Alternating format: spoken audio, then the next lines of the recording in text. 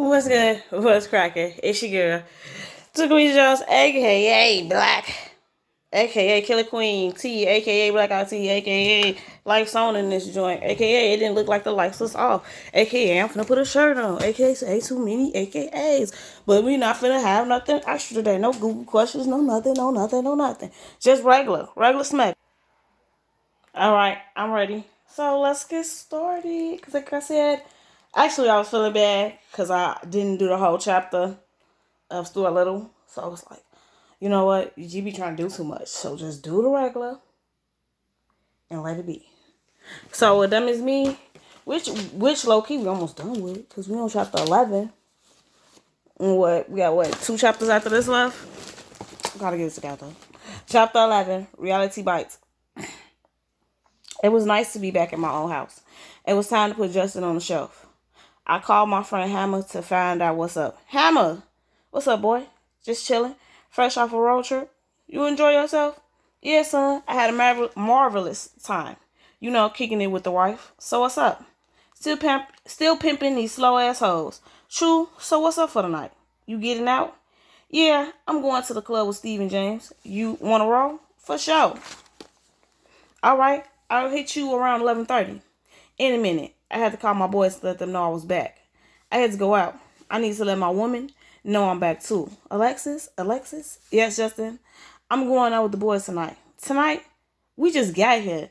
You need to spend time with your children. They miss their daddy. She said, pointing in the direction of children. I know. I miss them too. I won't be out all night. That's what your mouth say. This is an all night thing. I'll stay home, I said sarcastically. Alexis told the children to get to their room. No, haul ass. I don't want you here if you don't want to be here. Haul ass. Have a good time, she said, opening the front door. Why are you talking to me like that? You think you could just take me away, fuck me good for a week, bring me back, drop me off, and everything is okay? Well, it's not okay. I'm tired of your shit. Just go. Haul ass. Have a good time. Why you tripping? Why you going out? You going to meet your bitch? Don't look away. Answer me. What you talking about? I'm just going out. I haven't seen my boys in a week. I'm just going to hang out. That's all. What do I look like, Justin? I know you believe I'm your fool. I'm not as crazy as you think. I see you. You see what? What do you see, Alexa, huh? I see you. Whatever. I went upstairs to the bedroom, going directly to the closet to pick out something fly. I was going through all of my first string gear. I picked out the perfect outfit. I turned to Alexis, was standing there, blocking the entrance to the closet. What are you doing? I asked. You ain't going nowhere, motherfucker. I'm going to make sure of that. Girl, look out. You better stop tripping. Alexis had her hands behind her back. She swung her hands to the front of her body to reveal what she was hiding. What are you going to do with that? She was holding a gallon of bleach. Alexis, I wish you would. You throw that bleach on my clothes, I swear to God, You what? You what, Justin? What? Beat me? Well, you gonna have to beat me. Alexis drew back and threw the bleach in the direction of my clothes. I moved out. You better move. Shit. The way so she could really get to it. She was yelling, having a temper tantrum. You ain't going nowhere. She pulled all my clothes out the closet, making one great pile. She looked at me standing over my clothes like a prize fighter standing over a knockout. She tilted the bleach and began to pour. How you like that? How you like that, nigga? You think you hurt me? That don't change shit. I'm still going out. Look at you. You pitiful. Just pitiful. I walked away from Alexis, leaving her in the closet looking dumb. I was mad as hell about my clothes, but I needed a new wardrobe anyway. I never allowed Alexis to know that she could hurt me. I went into the bathroom and turned on the shower. I peeked back to see if Alexis was still in the room. I could hear her rumbling. You better get your ass in here and clean up this mess. I got in the shower, constantly peeking out. I was expecting hot girls to come flying any minute. I stepped out of the shower, drying myself off rapidly. Alexis, what the hell are you? She didn't answer. I figured she'd taken the kids and left. That's her usual mode of operation. I got dressed, put on some smell good, and was ready to roll. I was only able to salvage the one outfit I had in my hand. It was the only thing not covered in bleach. I looked back at my pile of multicolored clothes and just shook my head. I paused for a brief second to look at myself in the mirror. Take that, bitches. Damn, I look good. Down the stairs and through the kitchen, I walked in the garage, started by the sudden emerge of bright lights. Alex and the kids were in her car. She opened the garage door and backed out slowly. What are you doing? What's wrong with you? I asked, walking towards the car, shielding my eyes from the bright lights. Fuck you, Justin. She hit the gas on the 6 and sped out of the driveway. I was glad she was finally gone. She was gonna make me whip that ass. I wonder what Eden was doing. 69 ringing. Hello, you're Miss Eden. I'm not available. Please leave a message after the beep. Beep. Hey, gorgeous. This is Quincy. I was wondering if you wanted to hang out. I'm going to the club. Stop by if you have time. If not, I'll call you later. I miss you. I hung up the cell, walked up the driveway. My eyes wide, not believing what I was seeing. I know this. Alexis had flattened all the tires on the truck and one on the car.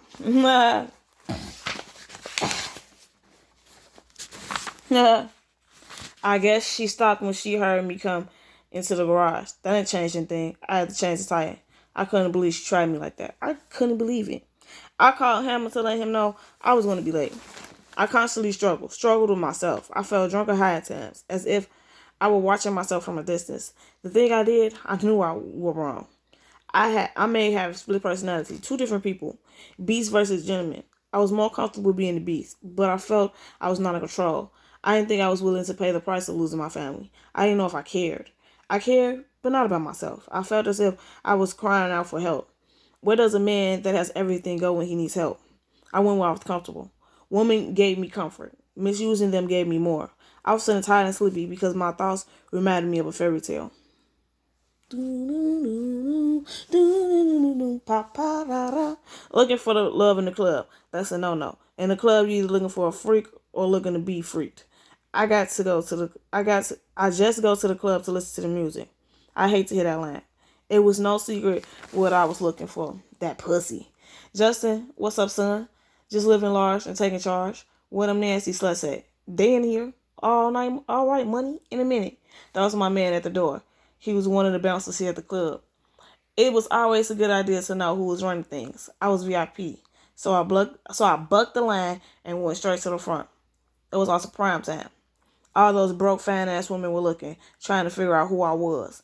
That's just all part of this pimp magic called the game. Either watching the game, playing the game, or being played. I found that most of the women I met were slow to pick up on this pimping game.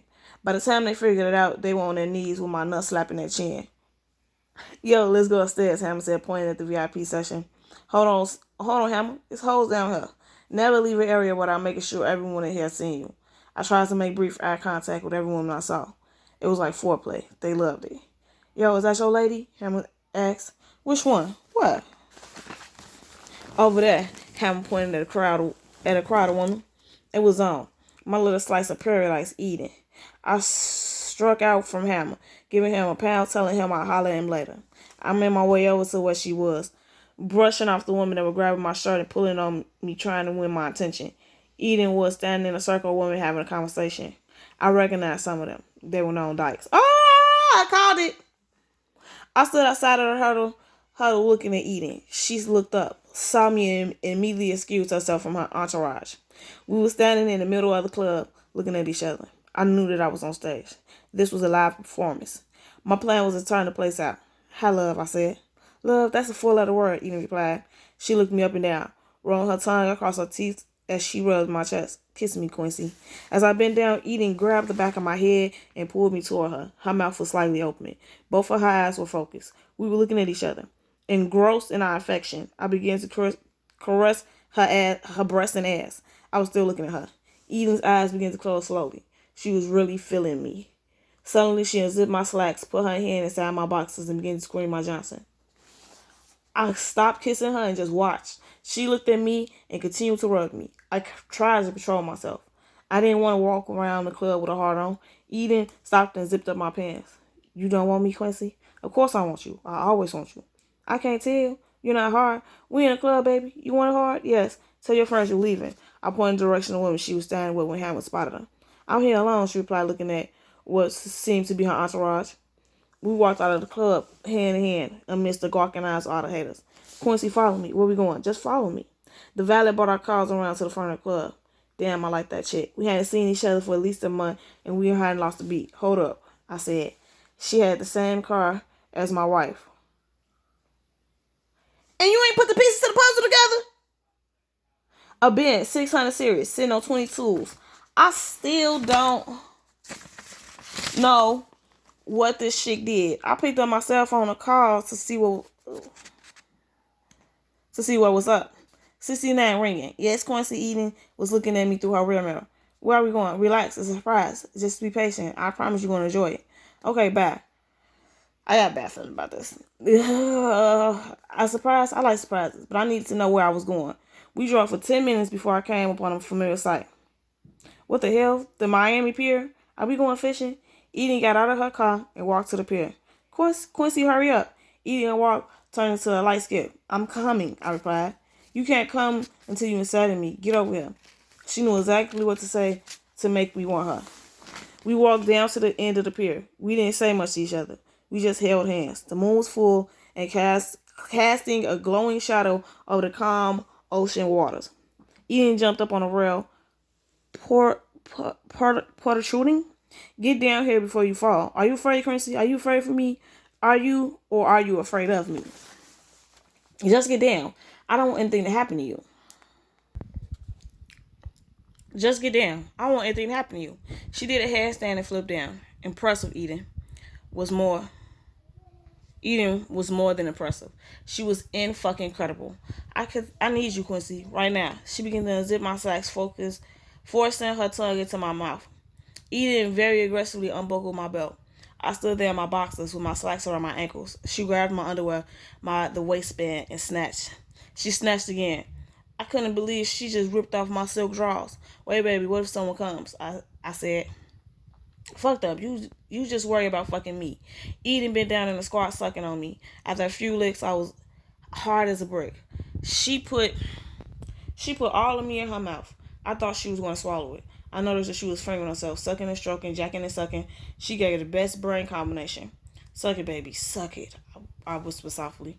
Shut up. Don't say shit, she said. Eden stood up, pulling me toward her. I picked her up, placed her on the rail of the pier. She had on a skin-tight mini with no panties. I kissed her legs while she pulled her skirt up, exposing her vagina. The moon reflected the moisture that was coming from her body. Edie, Quincy, taste me. I wanted to taste it. I really did. I decided to just put my meat in her instead of my tongue. You like that? That's what you want? I asked, moving in and out slowly. She was looking at me with an empty stare. Stop, Quincy. Stop. She pushed me away. What's wrong? Am I hurting you? No, baby. It feels real good. I stopped you because I want your tongue in me. I want you to taste me. Eat me, baby. Eat me. I put my face in it, looking up and down, in and out. I was sucking slowly while putting my forefinger in her. She grabbed my ears and back of my head, hunching my face. Ooh, Quincy, you're making me. She was shaking all over, squeezing my head. Put it in. Get it, baby. Get it. She was yelling how good it felt. I was so excited and caught up in eating. I came quick. It's all good. We both got ours. I stood there inside her. We kissed and repeated our actions. I really missed you, baby. I miss you being inside me. Don't ever stay away from me that long again. Promise me, Quincy. Promise me. I promise I'll always be here. Ooh, I don't know if you should make that crazy bitch. Do we know she crazy? Nah, she ain't show crazy signs yet. The next day, I was feeling good. I was still a little pissed at Alexis for ruining my clothes and slashing the tires. She had the truck tires repaired and was working on my new wardrobe. It was the first of the month, time to get paid. All my commission checks came on the first, but there appears to be a slight problem. Alexis, how do you spend all the money I give you? I know that we have bills and the kids, but this is ridiculous. I was looking at the statement from the bank trying to add up the numbers. 3 cars, a truck, a motorcycle, and this big-ass house, this overpriced house we live in, is what I spend money on. Besides, I need to get a part-time job just to feed your big ass. Don't ask me what I spend money on. You need to check yourselves. Spending all our money in the club, buying the bar for the boys, you ain't got to set it out for them all the time. They using you. I'm just asking a simple question. I don't need our extra lip. I'm just saying. I'm looking at the numbers, and you spend an excessive amount of money. Check yourself. Ain't this a bitch? All these years you whined and dined me, now you crying broke? I'm not crying broke, but you just spending too much money. You're the one that's always told me to buy the best. Now you want me to eat hamburger when I'm accustomed to steak? Please. You better get out there and make that money, she said, sarcastically snapping her fingers. Who are you talking to? Who are you talking to? I made you. When I met you, you were trying to get from under the wings of your controlling parents. You had shit. Didn't know shit. And wasn't gonna be shit. How can you fix your mouth to say that to me? I'll tell you what. I'm out. Justin, where you going? Don't leave, she said in a panic. I'm out. My life was a hole full of possibilities and unknowns. Immersed in lies, deceit, deception, and sex.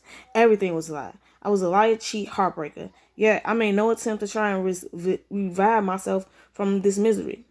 I believed that I was crazy. Crazy because of what brought me discomfort also brought me joy. We had a fight every 3 months. It was just like clockwork. Relationship maintenance, what I called it. And this time, I was really pissed. But then you need to be checking your statements, trying to figure out what this bitch doing, what the fuck going on. Like, you need to make it be known. But on to the tech. Like, let it be known. So, we got the ninjas acting like bushes right now. Getting their life together. This is ridiculous. We can't wait any longer. You go for... Oh, I read this page already. A big fight. How do I look? You look great. Now hurry up. We gotta get out of here before those ninjas decide to attack. I feel like Uncle Wiggy. We're gonna go out through the service entrance. Tick, I think I should warn you about my stepmother. She's sort of, intimidating. Not to worry. I might be tactful. I can be firm. I can be... Oh, Datus! Don't you move from that spot, young lady. Don't think you'll get away from embarrassing me, you little... Who is this person and what? Why is he wearing that hat? Tick, tick. Tick, are you all right? Oh, she was horrible. Terrifying. Yeah, well, I didn't think you would take it that bad. Oh, Didi, stop fussing with that strange person. There are important people in here that I want you to meet. Medusa's Jordan. Tick, listen. I got the thorn in this bag. I'll meet you out front by the cars in 10 minutes, okay? Oh, Didis. Yes, stepmother? Yes, district manager. We have the entire mansion surrounded. Yes, we were sort of wondering what to do next. Attack them, you idiot! Ooh, good idea. See you later. Click. Ring. The direct line to Japan. Ring. It's Sega and that bastard. Well, I'm not home. I just went out. How you like that, saggy? Ring, ring. I can't even hear the phone. I'm not even... Ring. Hello? You have the Throne of Oblivion. Oh, good morning, Honorable Sagan. How are things in lovely Japan? Do you have the thorn? We have it almost in our grass. Do you understand what will happen if Shang's able to destroy it? Of course. You and I and all of our kind will be exiled in total obliteration. Yes, well, that sounds pretty bad. I've decided to come to America and inspect your operation. I do not wish to be disappointed. Wonderful. We'll be glad to have you. And don't worry, we'll have the throne long before you arrive. You had better. I'll be there in 9 hours, 40 minutes. Damn. So the Wolf Saigon is going to America for the throne of obliteration. This is chance I will not miss. With the throne, I can force Saigon into honorable combat with me. Paul the Samurai. The ninja's treacherous ways cannot go unpunished. Not while a true samurai assists. One who won't hesitate to hack a bloody path across bloated belly of Nippon. Once a samurai draws his kata, he cannot soothe it until it is tasted blood. Dang, put your hands up. Well, not too bad, old ticker man. And just like Clark, you got a little filled with the romance, intrigued, and adventure. The sky is limitless. You escape the royal Tupperware to life, liberty, and the pursuit of happiness. Somebody threw something that just came. Hedge! Oh, how awful. That was a tick. The attack is starting. May I be excused? You may not. Oh, Des. Thanks. He's not here yet. I better hide the throne. Hey, it's unlocked. So we finally catch the exclusive of Odessa. Hi. You've been making an awful lot of trouble for us, Odessa. Yeah, we're your friend. See ya. Not this time, Betty. Oh, you son of a... Jesus, you stabbed her. Yeah, I did, didn't I? Wow, I never stabbed anyone before. Odessa, are you okay?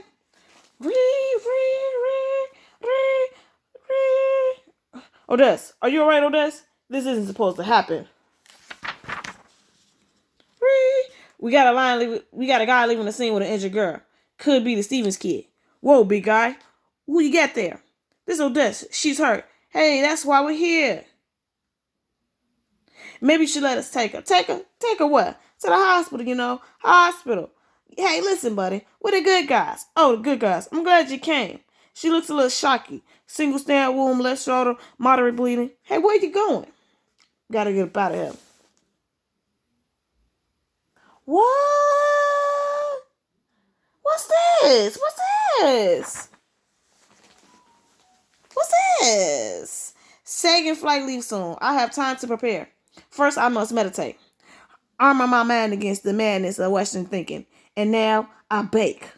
The airport will not allow me to bring my Carter through customs, but they cannot prevent me from bringing a loaf of French breads to the Americans. Oh, wow. I'm sorry, sir, but carry-on luggage must pass through the X-ray machines. But this is only a loaf of bread. It's harmless. Great Harlan, it's Sagan. Listen, it's imperative that I get on this flight. I'm sorry, sir. Curse you and your foul X-ray making machine. I must find a way onto that plane. Did he get on the plane? He got onto the plane, y'all. He got onto the plane. Time is meaningless. I've been at this for hours. Jumping. I can't seem to concentrate. Can't focus, but I know this. The world isn't what I want it to be anymore. It used to be easy to make believe. Idiot. You're an arrogant, conceited, self-righteous blunder. No, he's not. He's too stupid to be self-righteous. Imposter. You're the one who's hurt us. You're a superhero. Superheroes hurt people. Dreamer. Go back to your Salem. The real world's not for you. No. What I need now is some good denial or a diversion. I get both. This is the roof I fought those ninjas on. This is where I first met Odessa. Those were some good times. This is my stuff, my gadgets. I must have left them here after the fight. Suddenly it all makes sense. My destination has brought me here, giving me the tools and the answer. I will destroy Ninja World. Okay, we got the answer. We about to go off and destroy Ninja World. So we about to go off and destroy Ninja World. Here, he talks to the thermometer. So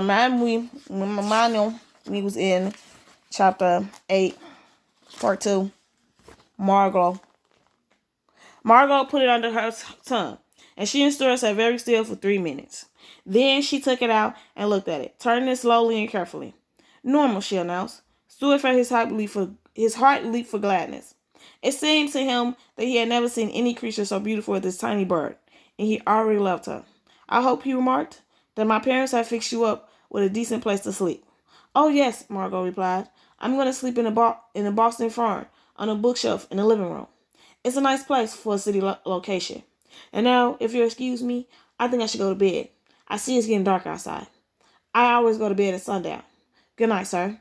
Please don't call me sir, cried Stuart. Call me Stuart. Very well, said the bird.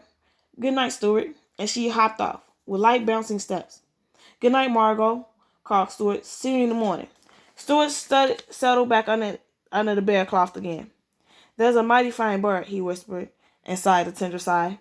When Miss Little came in, later to tuck Stuart in for the night and hear his prayers, Stuart asked her if she thought the bird would be quite safe sleeping down in the living room. Quite safe, my dear, replied Miss Little. What about the cat Snowball? Asked Stuart sternly. Snowball won't touch the bird, his mother said. You go to sleep and forget all about it. Miss Little opened the window and turned out the light. Stuart closed his eyes and lay there in the dark. But he couldn't seem to go to sleep. He tossed and turned, and the bedclothes got all rumpled up. He kept thinking about the bird downstairs, asleep in the fern.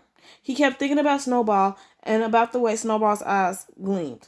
Finally, unable to stand it any longer, he switched on the light. There's just something in me that doesn't trust a cat, he muttered. I can't sleep, knowing that Margot is in danger.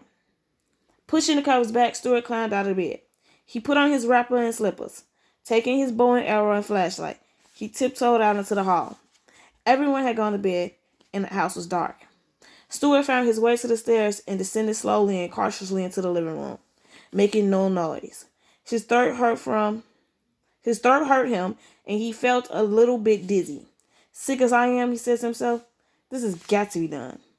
Being careful not to make a sound, he stole across to the lamp by the bookcase, shimmied up the cord, and climbed onto the shelf. There was a faint ray of light from a street lamp outside, and Stuart could dimly see Margot, asleep in the farm, her head tucked under her wing. Sleep the well upon thine eyes, peace in thine breast, he whispered, repeating the speech he had heard in the movies. Then he hid behind a candlestick and waited, listening and watching. For half an hour he saw nothing, heard nothing but the faint ruffle of Margot's wings when she stirred and dreamed. The clock struck 10 loudly, and before the sound of the last stroke had died away, Stuart saw two gleaming yellow eyes peering out from behind the sofa. So, thought Stuart, I guess there's going to be something doing after all. He reached for his bow and arrow. The eyes came nearer. Stuart was frightened, but he was a brave mouse, even when he had a sore throat. He pressed the arrow against the cord of the bow and waited. Snowball crept slowly forward toward the bookcase and climbed noisily up into the chair within easy reach of the Boston farm when Margot was asleep. Then he crouched, ready to spring. His tail waved back and forth. His eyes gleamed bright. Stuart decided the time had come. He stepped out from behind the candlestick, knelt down, bent his bow, and took careful aim at Snowball's left ear, which was nearest to him. This is the finest thing I've ever done, thought Stuart, and he shot the arrow straight into the cat's ear. Snowball squirched through pain and pumped down and ran off toward the kitchen. Ha! Got his ass. A direct hit, said Stuart. Thank heavens. Well, there's a good thing. There's a good night's work done. And he threw a kiss toward Margot's sleeping form. It was a little tired mouse that crawled into bed a few minutes later, tired but ready for sleep at last. He saved the cat, y'all. He saved the cat. So I'm gonna just end it there. Don't want to make the video too long. End it there. Finish off that chapter. I really wanted to do that. You're like, you made a video just to end a chapter. Yep. Elijah! Do something or just diddly the bottle. Yeah, do the diddly the bottom. Or like and comment. Just like and comment. That's all we require. Leave a comment if you can on the video. If you can't, then go to YouTube, look up Taquise plus Elijah, and leave a comment. That's all you gotta do. Just go plus. Go plus.